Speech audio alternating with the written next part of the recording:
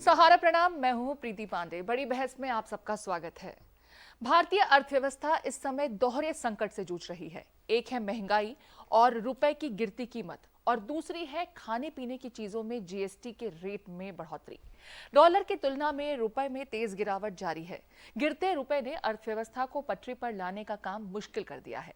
रुपया गिरकर 80 के स्तर को पार कर चुका है। डॉलर महंगा होने से भारत का आयात और महंगा हो गया है, और इसीलिए घरेलू बाजार में चीजों के दाम भी बढ़ रहे हैं। लगातार बढ़ती महंगाई के बीच केंद्र सरकार ने पैकेज्ड और लेबल वाले दूध, दही, पनीर, लस्सी, आटा और चावल जैसे प्रोडक्ट्स की कीमतों पर जीएसटी रेट में 5% की बढ़ोतरी कर दी। रोजमर्रा इस्तेमाल होने वाली जरूरी वस्तुएं और सहूलियत की सेवाएं महंगी होने से स्थिति और गंभीर हो गई है। संसद के मानसून सत्र का 5वां दिन भी महंगाई को लेकर हंगामे की भेंट चढ़ गया। वैसे तो दुनिया भर में महंगाई बढ़ी हुई है। इसके मुख्य कारण कोविड की वजह से सप्लाई चेन में दिक्कत होना तो है, लेकिन साथ ही रूस यूक्रेन के युद्ध की वजह से खाद्य और तेल की अगर कीमतों की बात की जाए, इसकी वजह से वस्तुओं की कीमतों में इजाफा हो रहा है, जो एक बड़ा कारण है। लेकिन भारत में कोविड के बाद लड़खड़ाई अर्थव्यवस्था को संभालना एक बड़ी चुनौती है। कोविड की वजह से आम भारतीय की आय घटी और किसी तरह अपने आप को लोग संभालने में जुटे ही थे, लेकिन महंगाई ने उसकी परेशानियों को और बढ़ा दिया। इससे निपटने के कारण क्या हो सकते हैं, उपाय क्या हो सकते हैं, ये जो स्थितियां हैं अभी कितने समय तक बरकरार रहेंगी, इसी को लेकर आज की बड़ी बहस।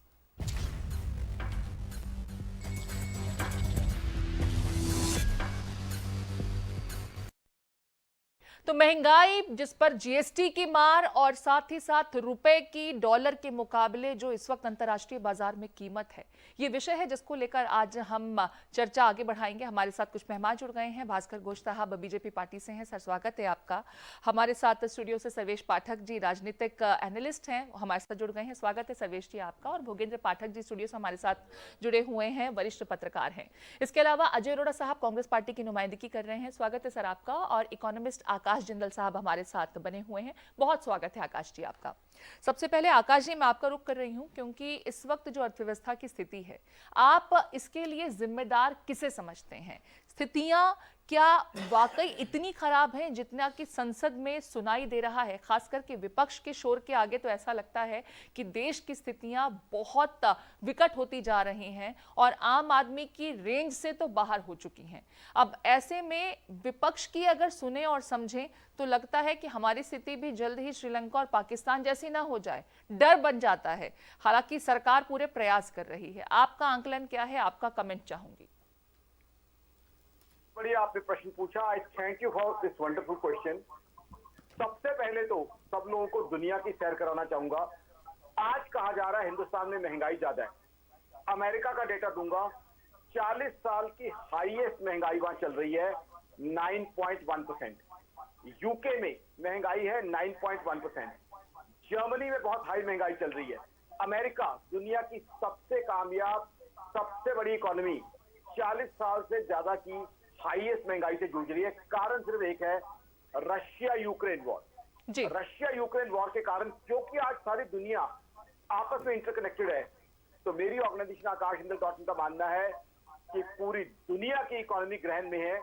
अब तो ग्लोबल एजेंसीज ये कह रही है कि दुनिया में रिसेशन यानी मंदी आने वाली है। स्टैगफ्लेशन, स्टैगफ्लेशन वो टर्म होती है जब एक तरफ इकोनॉमी रुक जाती है और महंगाई बढ़ती जाती है। तो महंगाई तो सारी दुनिया का चलन हुआ पड़ा है, क्योंकि क्रूड ऑयल महंगा हुआ पड़ा है। दूसरा, आपने बहुत खूबसूरत बात की शुरू में, dollar has already breached 80 rupees mark. Now the moment dollar cost 80 rupees, the problem for us start. First is crude oil. We have to import around 75 to 80% of our crude oil. So what happens is petrol and diesel, it's a possibility that petrol and diesel would become costlier. दूसरा आ जाता है खाने का तेल, edible oil. 55% के आसपास हम वो भी इंपोर्ट करते हैं, वो भी महंगा होने की संभावना है। बहुत से स्टूडेंट्स हमारे यूएस में, यूके में, ऑस्ट्रेलिया में पढ़ते हैं, तो उनकी फीस हमें फॉरेन एक्सचेंज में देनी पड़ती है, वो महंगा हो जाता है। बहुत से लोग टूर ट्रैवल करते हैं यहाँ से कोई बिजनेस के लिए, घूमने के लिए, वो महंगा हो जाता है। सिर्फ फायदा थोड़ा सा होता है डॉलर बढ़ने से, वो ये है कि जो हमारे हिंदुस्तानी भाई बाहर बैठे हुए हैं, अपने परिवारों को वो पैसा भेजते हैं, कुछ फायदा, लेकिन नुकसान कहीं ज्यादा है। तो इसलिए जो लोग कह रहे हैं कि सरकार जिम्मेवार है, उनको सारी दुनिया का डेटा उनके सामने रख रहा हूं। सारी दुनिया इस टाइम इन्फ्लेशन से परेशान है और दुनिया भर की जीडीपी ग्रोथ मात्र 2.7% प्रोजेक्ट की जा रही है, 4.1% से कम करके। चाइना जिसे बहुत कामयाब इकोनॉमी माना जाता था, उसका डेटा 3 दिन पहले आया है, मात्र 0.4% जीडीपी ग्रोथ वहां हो रही है। क्यों हुआ? पहले तो 2.5 साल कोरोना के, अभी कोरोना से रिलीफ मिलना शुरू हुआ ही था, पार्शियल रिलीफ मिला था कि रशिया यूक्रेन वॉर का बम जो है सारी दुनिया पे फट गया। आज की तारीख में क्योंकि इकोनॉमी सारी आपस में कनेक्टेड है, तो इतनी बड़ी वॉर सारी दुनिया पे मेजर इंपैक्ट डालती है। तो आज की तारीख में हिंदुस्तान में मेरा तो ये मानना है 7% इन्फ्लेशन अभी है। मेरी ऑर्गेनाइजेशन आकाश इंद्र डॉट का मानना है कि ये इन्फ्लेशन आगे चल के और बढ़ने की भी संभावना है, क्योंकि डॉलर का इंपैक्ट इस महीने और अगले महीने आएगा। तो हमें बहुत से एफर्ट्स करने होंगे हमारी सरकार को। सरकार से मेरा मतलब आकाश जी, मैं रोक रही हूँ आपको। जो आंकड़े आप दे रहे हैं और जो स्थितियां आप देश के अलावा विदेशों की बता रहे हैं, उसके हिसाब से तो देखिए भारत में बहुत ज्यादा अभी असर फिर भी नहीं पड़ा है, बावजूद इसके, क्योंकि आम आदमी की जेब चीजों को खरीदने की कंट्रोल से बाहर होती जा रही है, अब उसकी कैपेसिटी के बाहर अब चीजों के दाम होते जा रहे हैं। तो ऐसे में सरकार को क्या करना चाहिए ताकि आम आदमी की भी कमर पर बहुत ज्यादा असर ना पड़े, उसकी कमर ना टूटे और चीजें खरीद सके, और साथ साथ सरकार इकोनॉमी को भी संभाल सके? इसके लिए कुछ उपाय हैं भी, क्योंकि ये जो सिचुएशंस हैं ये तो हमारे कंट्रोल के बाहर है ना। तो हम रशिया और यूक्रेन के युद्ध को रोक सकते हैं और कोरोना की आमक को सिर्फ अपने देश में आने से रोका जा सकता है। विदेशों की जो स्थितियां हैं वो तो उनके ही सरकारों पर निर्भर करती हैं। बिल्कुल सही आपने कहा। सरकारों को करना क्या चाहिए? सबसे पहले तो सेंट्रल गवर्नमेंट और स्टेट गवर्नमेंट को टैक्सेस कम करने चाहिए जी। पेट्रोल और डीजल पे कुछ हद तक टैक्स कम किया गया है, कुछ और टैक्सेस कम करने चाहिए। उससे क्या है, हिंदुस्तान में इन्फ्लेशन का बेस जी पेट्रोल और डीजल की महंगाई है, क्योंकि डीजल के ऊपर जितना भी हमारा खाने पीने का सामान है ट्रेवल करता है। पेट्रोल हमारी ट्रेवल के लिए बहुत जरूरी है, लेकिन दुख की बात है, दर्द की बात है कि हमारी सरकारें उल्टा कर रही हैं। अभी जीएसटी काउंसिल कुछ दिन पहले बैठी और जीएसटी काउंसिल में बीजेपी के साथ साथ ऑपोजिशन गवर्नमेंट्स भी है, क्योंकि जीएसटी काउंसिल में सेंट्रल गवर्नमेंट के साथ साथ स्टेट्स भी हैं। तो स्टेट्स में बीजेपी भी है, कुछ में कांग्रेस भी है, आम आदमी पार्टी भी, रीजनल पार्टी भी है। जीएसटी काउंसिल ने क्या किया, रेट कई जगह इंट्रोड्यूस कर दिए। खाने पीने का सामान जो प्री पैकेज और प्री लेबल्ड है, प्री पैकेज और लेबल्ड है, उसमें कई आइटम पे जीएसटी लगा दी गई, कई चीजों पे जीएसटी बढ़ा दी गई है और चीजों पे। अब 1000 रुपए से कम वाला होटल कमरा है उस पर जीएसटी लगा दी गई। 5000 से ऊपर वाला नॉन आईसीयू बेड है उस पर जीएसटी लगा दी गई है। तो ऐसे में जीएसटी काउंसिल जिसमें सरकार और ऑपोजिशन दोनों हैं, मेरी आपके प्लेटफॉर्म से और मैं तमाम न्यूज के नेशनल चैनल से ये बात कह रहा हूं, सरकार से और जीएसटी काउंसिल से, तमाम पॉलिटिकल क्लास से अपील है कि प्लीज रोल बैक। आज के तारीख में एक तो इन्फ्लेशन बढ़ी हुई है, दूसरा और बढ़ने की संभावना है, तीसरा आम आदमी की कमाई पिछले 2.5 साल में कम हुई है, क्योंकि पहले कोरोना के बाद रशिया यूक्रेन इश्यू, तो आम आदमी की कमाई अभी भी कम चल रही है। तो एक तरफ कम होती कमाई, बढ़ते हुए खर्चे, ऊपर से जीएसटी जैसे टैक्सेस का बोझ आम आदमी करे तो क्या करे, यही बड़ा सवाल है। लौटूंगी सर मैं वापस आपके पास। अजय अरोड़ा साहब का मैं रुक कर लेती हूं, क्योंकि कमोबेश जो आप कह रहे हैं कांग्रेस पार्टी की वही मांग है। संसद परिसर से लेकर के सड़क तक लगातार विरोध प्रदर्शन हो रहा है। जीएसटी को लेकर के चाहते हैं कि सदन में चर्चा हो, लेकिन सुनवाई हो नहीं पा रही है। अजय जी, कैसे होगा फिर? सुनवाई तो आपकी हो नहीं रही है, लगातार सत्र जो है मानसून का वो धुलता जा रहा है। विरोध प्रदर्शन के बीच जीएसटी के मुद्दे पर आप चर्चा चाहते हैं, लेकिन चर्चा तो हो नहीं रही। प्रीति जी, हाई महंगाई मोदी सरकार क्यों लेके आई? कमर तोड़ दी मोदी सरकार ने, गरीबों की थाली छीनी है। थाली प्रीति जी, जो गरीबों की थाली छीनेगा, आटे पे जीएसटी, चावल पे जीएसटी, कमाल हो गया। शहद पे, गुड़ पे जीएसटी। पता नहीं सरकार कैसे चल रही है, किस प्रकार से। डीजल, पेट्रोल, रसोई गैस, सीएनजी, आप देखो कौन सी आइटम बची है। और तो और 1000 रुपए से कम कमरे वाले छोटे व्यापारी जो किसी राज्य से दूसरे राज्य में व्यापार करने जाते हैं, उनकी एक टाइम की रोटी चलेगी। जितना जीएसटी है उसमें उनकी एक दिन की या सुबह की शाम की रोटी की थाली आती थी, वो भी छिन गई। हमें तो समझ नहीं आ रहा। हम तो सरकार से बार बार सदन में अपील कर रहे हैं गब्बर सिंह टैक्स वापस लो और खाने पीने की आइटमों पे। और जिस प्रकार से इन्होंने कहा है कि हमने आटे पे 25 किलो पे नहीं लगाया, 1 किलो पे लगाया, 2 किलो पे, तो जो गरीब आदमी है प्रीति जी, जो रोज मजदूरी करता है 400-500 रुपए की, वो किस दिशा की ओर जाएगा? वो कहाँ जाएगा? और रुपए की कीमत, जैसे रुपया गिर रहा है, रुपए की हालत देख लीजिए। मतलब समझ नहीं आ रहा कि गरीबी की दर कहाँ से कहाँ जा रही है। और जैसे अभी आकाश जी ने बात की कि जो रोजमर्रा की चीजें हैं, इन्होंने बाकी देश का वर्णन भी किया, सब जगह की बताई, लेकिन आटे पे जीएसटी मुझे समझ नहीं आया, जो चावल पे जीएसटी समझ नहीं आया। और हम बार बार सरकार से हाथ जोड़ के वो अपील कर रहे हैं।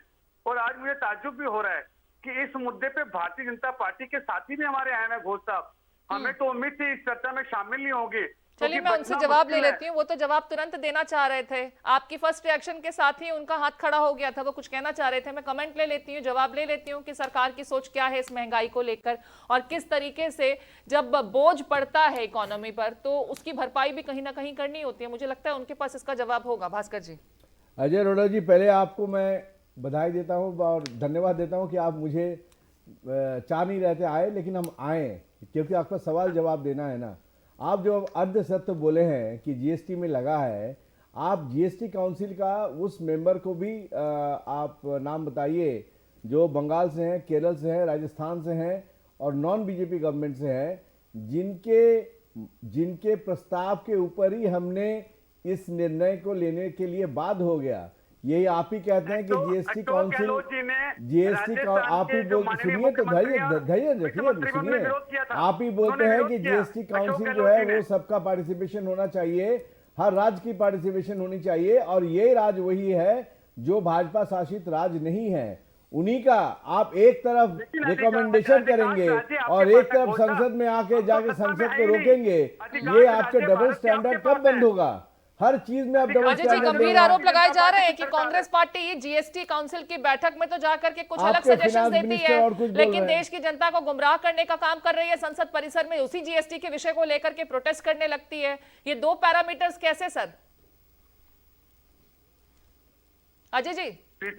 प्रीति जी मुझसे प्रश्न किया। बिल्कुल, ये प्रश्न आपसे ही है। प्रीति जी, डॉक्टर मनमोहन सिंह जीएसटी लेके आ रहे थे। वर्तमान के जो प्रधानमंत्री, हमारे प्रधानमंत्री नरेंद्र मोदी जी मुख्यमंत्री थे गुजरात के, और मैं उनकी रिकॉर्डिंग सुनाता हूँ आपको किस प्रकार से उन्होंने विरोध किया था जीएसटी का। अजय अरोड़ा जी, ये प्रश्न का जवाब नहीं हुआ, आप फिर भूल भुलैया में घुसा रहे हैं। अब मैंने कहा कि इस बार जीएसटी काउंसिल में एक बैठक में कौन कौन राज्य का प्रतिनिधि थे और उन्होंने क्या रिकमेंडेशन दी, इसका जवाब क्या है?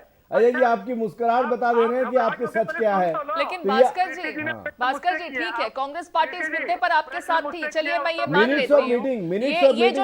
ये जो डिफेंस आप दे रहे हैं कि कांग्रेस पार्टी जो नॉन बीजेपी गवर्नमेंट स्टेट्स थे वहां से भी इस तरह की रिकमेंडेशंस आई थी, लिहाजा इन रिकमेंडेशंस को इंप्लीमेंट किया गया। लेकिन सर, मुझे नहीं लगता कि आजादी के बाद से लेकर अब तक देश के इतिहास में खाद्य पदार्थों पर इस तरह से टैक्स लगता था जिस तरीके से अचानक से आम आदमी की कमर तोड़ने का काम सरकार के द्वारा किया गया। कम से कम थोड़ा सा उस मुद्दे को लेकर के विवेकशील तो होना चाहिए था। कारण यही है कि राज्य कह रहा है कि हमारे प्रोडक्टिविटी जो घट गई है बिकॉज ऑफ कोविड।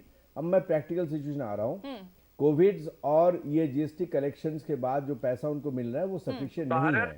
आप आज देख रहे हैं कि अरविंद केजरीवाल की सरकार में मनीष सिसोदिया के ऊपर आरोप लग रहे हैं कि उन्होंने कोविड टाइम में, कोविड पीरियड में उन्होंने अवैध तरीके से कैसे दारू के दुकान को लाइसेंस दे दिया। क्यों दिया? एक तो उनका अपना जो ऑब्जेक्टिव था वो तो सीबीआई जांच कर रही है, लेकिन एक ऑब्जेक्टिव ये था कि यहाँ दारू बेच के यहाँ से आप रेवेन्यू लेकर के करें। तो आज जो जीएसटी काउंसिल में जितने भी तो सर वो टारगेट तो उन तमाम ऐसे डिफॉल्टर्स के साथ भी उनसे भी भरपाई करके किया जा सकता था जिसने देश को करोड़ों का चूना लगाया और उसके बाद विदेश में जाकर आराम से बैठे हुए हैं। आप ही की सरकार और आप ही के नेता दावा करते रहे थे कि हम उनको वापस लेकर के आएंगे। उस चीज की इंक्वायरी तो होती नहीं है सर, उस चीज की इंक्वायरी नहीं होती है। 24-24 हजार करोड़ का फ्रॉड करके लोग देश से छोड़ करके विदेश जाकर सेटल हो जाते हैं। सरकार उसको लेकर के उस समय चिंतित नहीं होती है जब लगातार उसके लिए विजिलेंट होकर के ऑफिशियल्स आगाह कर रहे होते हैं। जब वो चले जाते हैं तो सरकार उस पर, सर क्यों अलग है? वो भी तो देश का पैसा है, वो भी तो देश का पैसा है। सरकार उस मुद्दे को लेकर के क्यों नहीं संजीदा होती है? कोर्ट के समक्ष में है, सरकार की तरफ से जो तब तक आम आदमी की कमर तोड़ दी जाए, कोर्ट के सामने रख दिया, तब तक आम आदमी की कमर तोड़ दी जाए। सीनियर सिटीजन्स को जो रेलवे में कंसेशन मिलता है वो छीन लिया जाए, आम आदमी को किसी भी तरीके से राहत नहीं दी जाएगी। लागू कैसे होगा? सर्वेश जी का मैं रुक कर रही हूँ। सर्वेश जी, आपका कमेंट। जी देखिए, जो भी ये एसेंशियल कमोडिटी पे जीएसटी लगा है उसमें सही बात है कि हर एक स्टेट के रिप्रेजेंटेटिव होते हैं उसमें, या तो वहाँ के फाइनेंस मिनिस्टर होते हैं या सरकार द्वारा नियुक्त मंत्री या ऑफिसर होते हैं, उनके समक्ष ये चीजें डिसाइड होती हैं। लेकिन जो भी हो, बैकफुट पे अभी बीजेपी है, क्योंकि सेंट्रल में इनका गवर्नमेंट है और पूरे देश में यही माहौल है और यही मैसेज जा रहा है कि बीजेपी ने ये जीएसटी आटे पे लगा दिया, दही पे लगा तो नहीं दिया। होने दे रहे। आखिर जब विपक्ष कहता है कि संसद में चर्चा हो जाए, चर्चा से क्यों भाग रहे हैं? चर्चा कौन नहीं होने दे रहा? चर्चा मत कीजिए ना, संसद खोल के चर्चा कीजिए। संसद में विपक्षी पार्टी चर्चा नहीं होने दे रही है। यहाँ पे है कि सरकार का जो टैक्स पेयर्स की मनी है वो बर्बाद हो रहा है। आप सोचिए, एक दिन पार्लियामेंट चलने में करोड़ों रुपया लगता है, तो 6.5 करोड़। उसके बाद देखिए पिछला जो बजट सेशन था, इसी तरह विपक्षी पार्टियों ने ऐसे ही जाने दिया, ऐसे ही हंगामे में। लेकिन क्या नोटिस नहीं दिए गए थे विपक्षी पार्टियों की तरफ से कि जीएसटी के मुद्दे को लेकर के सदन में चर्चा की जाए? आप समय ही नहीं दे रहे। पहले इसी विषय को लेकर के चर्चा कर लेते हैं ना सर। हमारे तरफ से विपक्ष की भी रह जाती है। नहीं प्रीति जी, आप पूरा सच जानिए। हमारी तरफ से बोला गया आप 6 बजे तक चलाइए संसद का जो नॉर्मल कार्रवाई है, उसके बाद सारा रात हम मौजूद रहेंगे संसद में चर्चा करने के लिए। लेकिन संसद का जो रेगुलर बिल लाना है वो तो करने दीजिए, वो भी क्यों करने नहीं दे रहे वो? इसका जवाब क्या है? चलिए अजय जी, रिएक्शन देना चाहेंगे इसके ऊपर?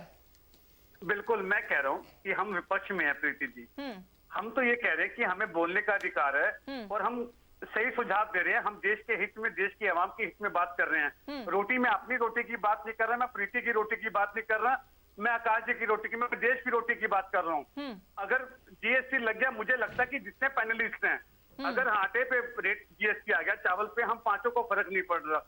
लेकिन एक जो गरीब लोग हैं, जो मध्यम लोग हैं, उनकी पॉकेट देखिए, या तो लेकिन गरीब और मध्यम लोग तो पैकेट फूड लेते कहाँ हैं? वो तो खुले में खरीदते हैं, उस पे तो जीएसटी नहीं है। लेकिन ये बात भी तो आप बताइए। नहीं, जो गरीब लोग हैं, जो मजदूर है, वो 1 किलो आटा, 1 किलो चावल ऐसे करके खरीदते हैं, उस पे सरकार ने नहीं लगाया है। लेकिन जो भी वो लगाया है तो उसको रोल बैक होना चाहिए। ये भी बात आप बताइए, आधे अधूरे बात मत बताइए।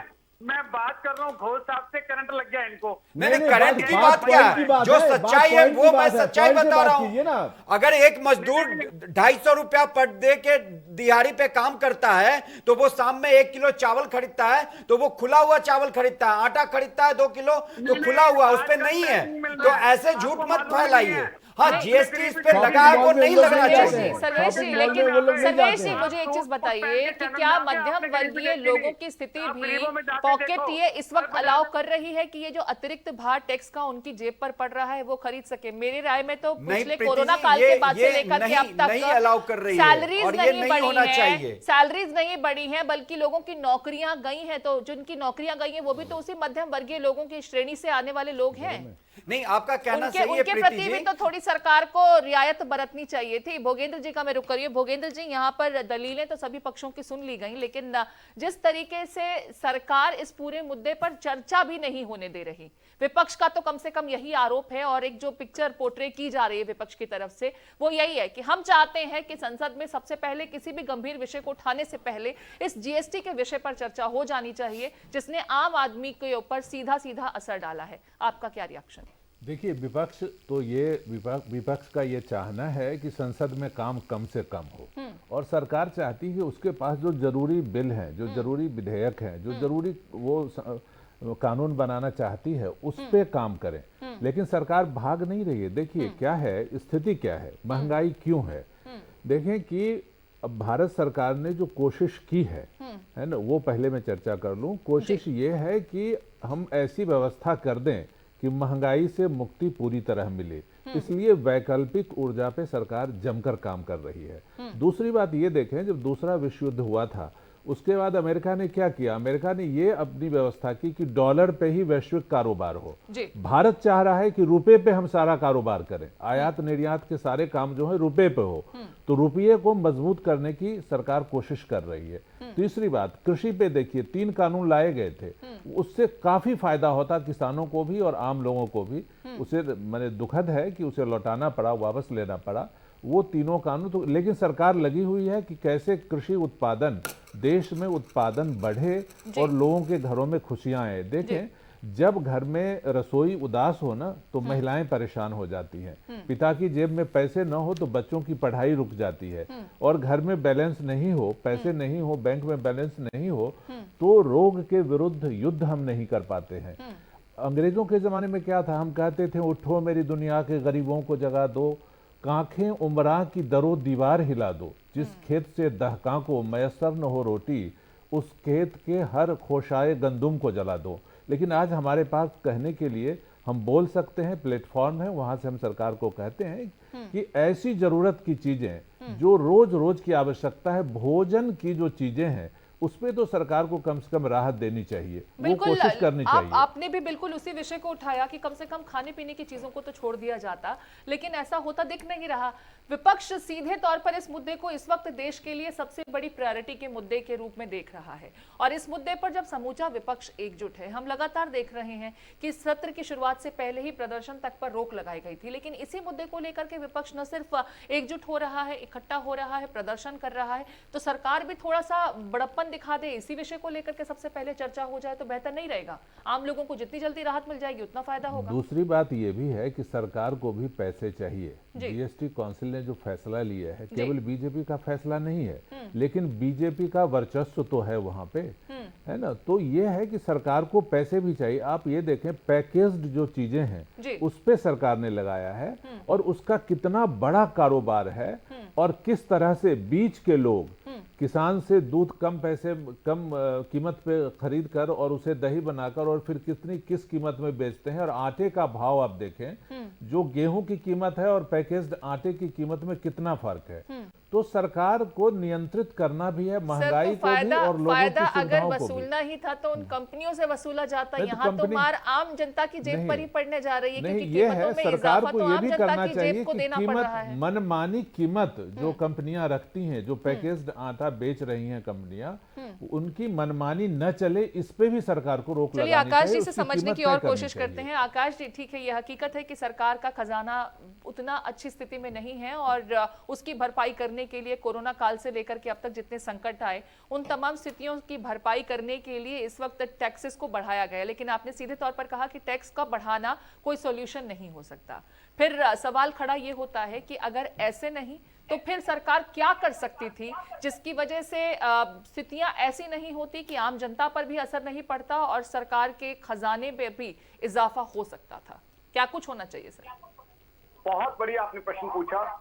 देखिए, सरकार के खजाने पे डेफिनेटली प्रेशर पड़ा है, क्योंकि सरकार ने कई अच्छे काम किए हैं। सरकार को जहां हम कॉन्ग्रेचुलेट करेंगे, कोरोना के टाइम पूरी कंट्री को बहुत बड़ा मैसिव वैक्सीनेशन प्रोग्राम चलाया गया। उसके अलावा हमारे गरीब भाई बहनों को अनाज दिया गया। प्राइम मिनिस्टर मोदी साहब को मैं सैल्यूट करता हूं इस काम के लिए। और दूसरा, आज जहां पूरे वर्ल्ड की जीडीपी ग्रोथ 2.7% एक्सपेक्ट की जा रही है, हिंदुस्तान की इस साल में भी जीडीपी ग्रोथ 7.5% उम्मीद की जा रही है। तो सरकार बाकी काम अच्छे कर रही है, लेकिन कहां से सरकार के साथ मेरा जो सरकार का या जीएसटी काउंसिल का विरोध है वो इस चीज पे है कि पैसा जुटाने के लिए जीएसटी के टैक्सेस ये जो नए क्रेडिट किए गए उसके मैं अगेंस्ट हूं। उसके लिए और ऑल्टरनेटिव तरीके हैं। पहला तरीका ये है कि आप डिसइन्वेस्टमेंट बढ़ाइए, डिसइन्वेस्टमेंट के थ्रू पैसा रेज कीजिए। उसके अलावा आप ग्लोबल फंडिंग रेज कीजिए। आज हमारा एनआरआई भाई बहुत स्ट्रांग है और हमारी देश की ब्रांडिंग भी बहुत स्ट्रांग बनी हुई है। मसाला बॉन्ड के थ्रू पैसा रेज कीजिए।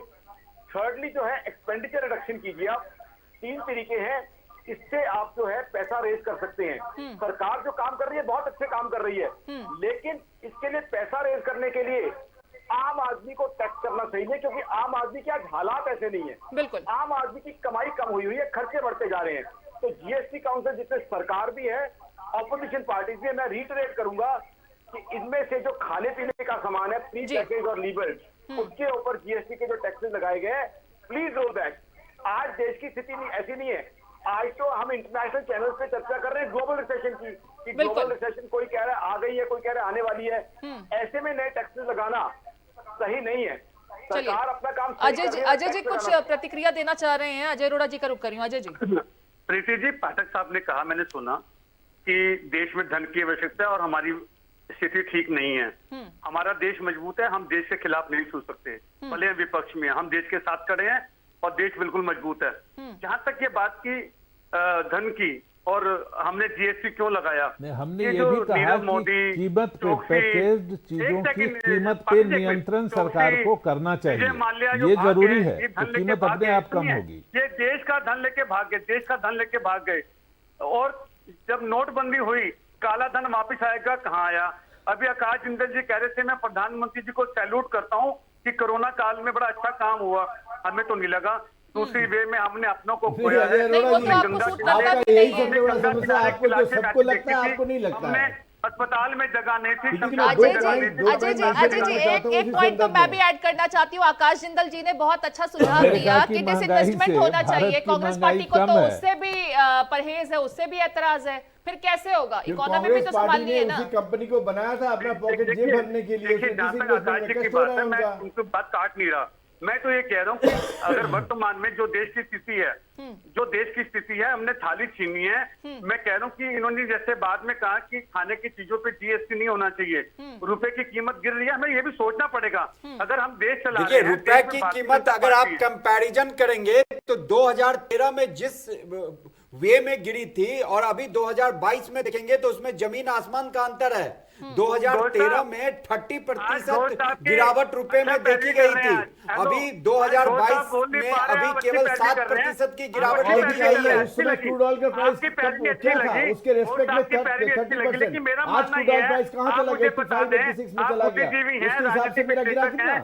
क्या खाने की चीजों पे जीएसटी, आटे पे जीएसटी होना चाहिए? मुझे इसका उत्तर दे दें, एक बट मत लगाना बीच में। अजय जी, ठीक है, खाने पीने की चीजों पर कहीं कोई टैक्स नहीं होना चाहिए, इस बात से तो सभी इत्तेफाक रखते हैं। लेकिन सर, ये भी तो हकीकत है ना कि पर हमारी इकोनॉमी की स्थिति भी श्रीलंका जैसी ना हो जाए या फिर पाकिस्तान जैसी कटोरा लेने वाली ना हो जाए। कहीं ना कहीं से भरपाई तो करनी होगी। डिसइन्वेस्टमेंट की बात जब सरकार करती है तो सबसे ज्यादा शोर कांग्रेस पार्टी बचाती है। उपाय बताइए ना फिर सर।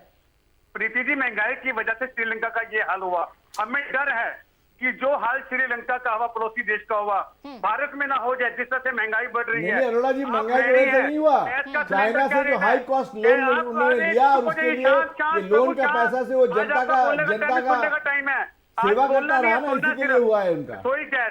चलिए, तो विपक्ष को तो यही सूट करता है कि महंगाई जैसे मुद्दे जो सीधे सीधे आम जनता से सरोकार रखते हैं, उस मुद्दे को अगर मॉनसून सत्र में उठाया जाता है तो कहीं ना कहीं जनता के साथ खुद को कनेक्ट करके देखेंगे। लेकिन यहाँ विपक्ष को भी ये सोचना होगा कि कोरोना जैसी स्थितियां सरकार के लिए अर्थव्यवस्था को संभालने में न सिर्फ रोड़ा बनाती हैं, बल्कि आगे किस तरीके से स्ट्रैटेजी डिजाइन करनी है, इसके लिए भी बहुत ब्रेन टेकिंग एक्सरसाइज करनी पड़ती है। फिलहाल सरकार ने एक उपाय निकाला जरूर, लेकिन आम जनता को वो सूट नहीं करता है।